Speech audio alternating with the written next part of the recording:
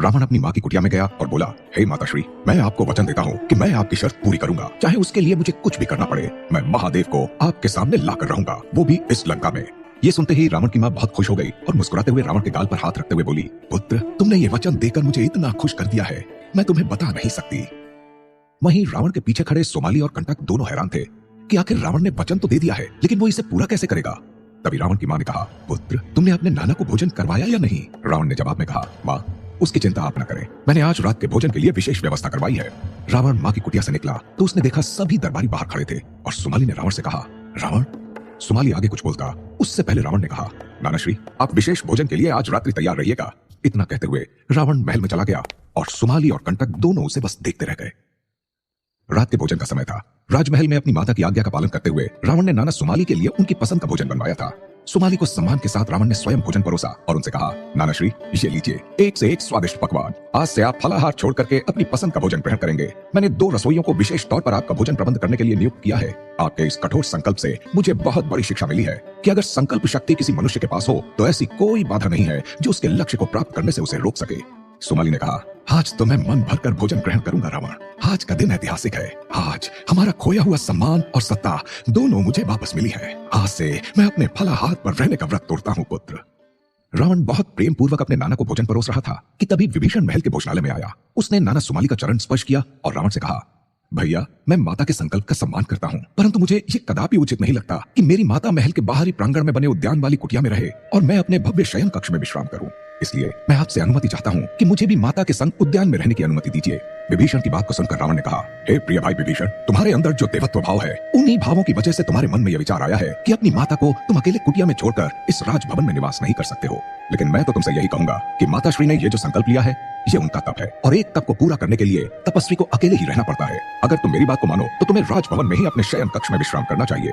रावण की बात को सुनकर विभीषण ने कहा, भैया, पहले मैंने भी यही सोचा था, परंतु जब मैं अपने शयन कक्ष में गया तब मेरा मन सोने के बने इस भव्य महल के एक कोने में जाकर व्याकुल होने लगा। मैंने स्वयं को अत्यधिक स्वार्थी पाया, इसलिए उसी क्षण मैंने निश्चय किया कि आपकी और नानाश्री की आज्ञा लेकर मैं माता जी के पास कुटिया में चला जाऊं। आपसे निवेदन करता हूं कि मेरे इस आग्रह को अपनी अनुमति देकर मुझे माता के साथ निवास करने का सुअवसर प्रदान करें। विभीषण की बात को सुनकर सुमाली ने कहा, विभीषण ठीक कह रहा है रावण। जब उसका अंतर्मन इस राजभवन में प्रवास करने में सहजता महसूस नहीं कर रहा है, तब बेहतर यही है कि विभीषण को कैकसी के संग कुटिया में रहने की मंजूरी दे दी जाए। हाँ, विभीषण का मन बहुत बड़ा है। उसके लिए उसकी माता का दुख सबसे बड़ा दुख है। अपनी माता को दुखी देखकर वो राजभवन में रह नहीं पाएगा। इसलिए विभीषण को कुटिया में प्रवास करने दिया जाए और फिर ये कुछ ही दिनों की तो बात है। हाँ, जैसे ही कैकसी का संकल्प पूर्ण होता है, कैकसी भी हम सबके साथ इस भव्य राजभवन में रहने आ जाएगी। रावण ने विभीषण से कहा, तुम जो उचित समझते हो विभीषण, वही करो। मेरी तरफ से तुम्हें अपने निर्णय पर अमल करने में किसी भी प्रकार की रुकावट नहीं आएगी। जाओ भ्राता विभीषण, तुम माताश्री के संग कुटिया में निवास करो। रावण की आज्ञा लेकर विभीषण राजभवन के प्रांगण में बनी कुटिया की ओर प्रस्थान कर गया। भोजन करते करते सुमाली ने रावण से कहा, यकीन ही नहीं होता है रावण कि लंका को हासिल करने का स्वप्न आज पूरा हुआ। हाँ, देखो ना, जंगलों में भटकते भटकते हमारा संपूर्ण परिवार बिखरने लगा था, लेकिन आज हम सब राजभवन में एक साथ रहने आए हैं। हाँ, ये देखकर मन बहुत खुश है। नाना सुमाली की बात को सुनकर रावण ने कहा, हाँ नानाश्री, शूर्पणखा, विभीषण, मैं और कुंभकर्ण अब हम सब एक ही महल में निवास करेंगे। जैसे ही रावण ने कुंभकर्ण का नाम लिया, उसको इस बात का आभास हुआ कि कुंभकर्ण तो राजभवन में दिखा ही नहीं। आखिर कहाँ रह गया कुंभकर्ण? रावण ने स्मरण किया कि माताश्री के महल प्रवेश के दौरान होने वाले स्वागत समारोह से लेकर राज दरबार में मंत्रिमंडल के गठन तक कहीं भी कुंभकर्ण नजर नहीं आया। इसी बीच खुशी से झूमती हुई शूर्पणखा कक्ष में प्रवेश करती है। उसने आते ही कहा, भैया, मुझे मेरी पसंद का शयन कक्ष मिल गया है। अब मैं आज से आपके शयन कक्ष के ठीक पास वाले शयन कक्ष में निवास करूंगी। शूर्पणखा को देखते ही रावण ने उससे पूछा, बहन, क्या तुमने अनुज कुंभकर्ण को कहीं देखा है? आज पूरे दिन मुझे तो वो कहीं भी राजभवन में नजर नहीं आया।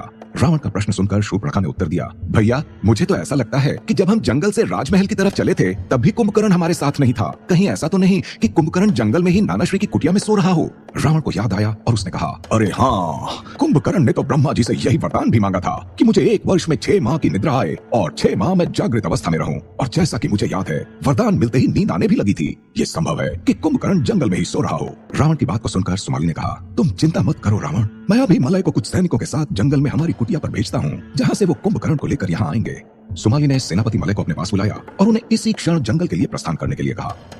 मलय ने कहा, जो आपकी आज्ञा प्रेतराज, मैं अभी सैनिकों की एक टुकड़ी को लेकर जंगल के लिए प्रस्थान करता हूँ और सुबह तक कुंभकर्ण को लेकर राजमहल में उपस्थित हो जाऊंगा। भोजन के उपरांत रावण और नाना सुमाली राजमहल में बने एक सुंदर उद्यान में विचरण करने के लिए निकल पड़े। रावण ने देखा कि पूरा स्वर्ण महल किसी सैनिक छावनी की तरह बना दिया गया है। महल के चप्पे चप्पे पर सैनिकों का कब्जा है और निगरानी रखते हुए गुप्तचर विभाग के लोग नाना प्रकार की वेशभूषा में तैनात हैं। सुमाली ने कहा, देख रहे हो रावण, लंका की सुरक्षा व्यवस्था आज से पहले इतनी चाक चौबंद कभी नहीं थी।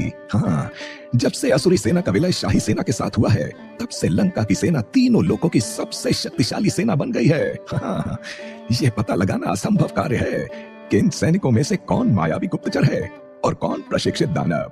कुबेर के शासनकाल में लंका की सेना जितनी शक्तिशाली थी, आज तुम्हारे अधीन लंका की राजकीय सेना उससे 10 गुना अधिक शक्तिशाली है। हाँ, रावण ने पूछा, ये तो बहुत अच्छी बात है। सुमाली ने आगे कहा, और सुनो रावण, हमने वो सभी पाताल लोक के समय वाले पुराने यंत्र और औजार भी असुरी गुप्तचरों को प्रदान किए हैं, जिसकी मदद से कोसों दूर से आने वाले किसी भी हमलावर को यहाँ इसी महल में बैठे बैठे देख सकते हैं। हमारे पास अनेक प्रकार के मारक यंत्र भी हैं, जिनकी मदद से हम मीलों दूर तक इस राजभवन से गोला फेंक सकते हैं। जल, थल और आकाश, तीनों ही क्षेत्रों में लंका की सेना का मुकाबला कर पाना तीनों लोग की किसी भी सेना के सामर्थ्य से बहुत दूर की बात है। इसीलिए मैंने अपने सबसे भरोसेमंद अंगरक्षक मलय को राजकीय सेना की जिम्मेवारी दी है। सुमाली अभी सेना की विशेषता का वर्णन रावण से कर ही रहे थे कि दोनों ने देखा कि आसमान पर एक चमकीली वस्तु उड़ती हुई दिखाई दी। रावण ने उसे देखते हुए तुरंत कहा, नानाश्री, इतनी रात को अंधेरे में आसमान पर उड़ने वाला ये कौन सा पक्षी हो सकता है? सुमाली ने कहा, निसंदेह ये कोई पक्षी नहीं है रावण। मैं अभी तुरंत गुप्तचरों से ये पूछता हूँ कि उन्होंने आसमान में उड़ती हुई कोई वस्तु देखी है क्या?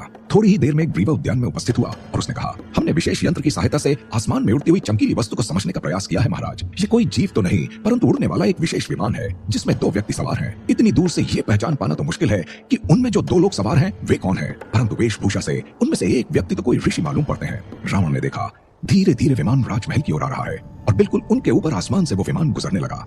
सुमाली ने कहा, अरे ये तो कुबेर का पुष्पक विमान है, और ये देखो देखो, इस पर स्वयं कुबेर और तुम्हारे पिता विश्वश्रवा सवार हैं। हो सकता है रावण कि कुबेर अपने पिता को अलकापुरी ले जाने के लिए लंका के घने जंगलों में आया हो और वहीं से उड़ान भरकर वो उत्तर दिशा में अलकापुरी की तरफ जा रहा हो। ये देखो, ये विमान उत्तर दिशा की तरफ ही जा रहा है। रावण ने गहरी सांस ली और कहा, हाँ नानाश्री, ये संभव है। हो सकता है कि वो अपने नए राज्य में अपना राज्याभिषेक पिताश्री के हाथों करवाना चाहता हो। इसी उद्देश्य से वो उन्हें लेने लंका आया हो। इतना कहने के बाद जिज्ञासावश रावण ने सुमाली से पूछा, नानाश्री, क्या ये सत्य है कि ये पुष्पक विमान कुबेर को स्वयं ब्रह्मा जी ने प्रदान किया था? सुमाली ने कहा, हाँ पुत्र, ये सत्य है कि ब्रह्मा जी ने कुबेर की कठोर तपस्या से प्रसन्न होकर उसे उपहार स्वरूप यह पुष्पक विमान भेंट किया था। ये पुष्पक विमान भी अद्भुत वस्तु है रावण। इसे ब्रह्मा जी ने स्वयं विश्वकर्मा जी को विशेष निर्देश देकर बनवाया था। ये मन की गति से चलता है और इसके स्वामी की इच्छा अनुसार ये अदृश्य भी हो सकता है। पुष्पक विमान हवा में उड़ते हुए अपना आकार भी बदल सकता है। ये बादलों से भी ऊपर जाकर उड़ सकता है। ये इतना सुसज्जित और मनमोहक लगता है कि पृथ्वी के सभी राजा महाराजा इसे पाने की लालसा रखते हैं। रावण ने गहरी लंबी सांस ली और कहा, हाँ नानाश्री, सत्ता का एक स्वभाव ही ऐसा होता है कि हर सुंदर वस्तु सत्ता अपने कब्जे में कर लेना चाहता है। निश्चय ही इसमें कोई संदेह नहीं कि जिस भी राजा के पास यह पुष्पक विमान होगा, उसकी शक्ति अन्य राजाओं से सहस्त्र गुना अधिक हो जाएगी। काफी देर तक कौतूहल भरी नजरों से रावण पुष्पक विमान को तब तक देखता रहा जब तक वो उसकी आंखों से ओझल नहीं हो गया। पुष्पक विमान के जाने के बाद सुमाली ने रावण से पूछा, पुत्र रावण, तुमने अपनी माता को यह वचन तो दे दिया कि महादेव के साक्षात दर्शन के उनके संकल्प को तुम पूरा करोगे, लेकिन मैं ये जानना चाहता हूँ कि तुम ये करोगे कैसे? ये कोई बच्चों का खेल तो नहीं कि साक्षात देवाधिदेव भगवान श्री भोले शंकर को कोई कहीं भी उपस्थित होने के लिए बोले और वे उपस्थित हो जाएं। तो भला तुमने क्या सोचकर कै किसी को यह वचन दे दिया कि तुम उनके संकल्प को पूर्ण करोगे? अपने नानाश्री की बात को सुनकर रावण के चेहरे पर एक रहस्यमयी मुस्कुराहट आ गई और उसने कहा, नानाश्री, मैं दशानन हूँ, दशानन। मैं जो कुछ भी कहता हूँ उसके लिए हजारों बार सोचता हूँ। इसलिए अगर जब मैंने अपनी माता को वचन दिया है कि मैं साक्षात भोले शंकर को उनसे मिलवाऊंगा, तो निस्संदेह मेरे पास वो उपाय भी होगा जिससे महादेव माता श्री को दर्शन देने के लिए विवश हो जाएंगे। रावण की बात को सुनकर सुमाली के चेहरे पर घोर आश्चर्य के बादल मंडराने लगे।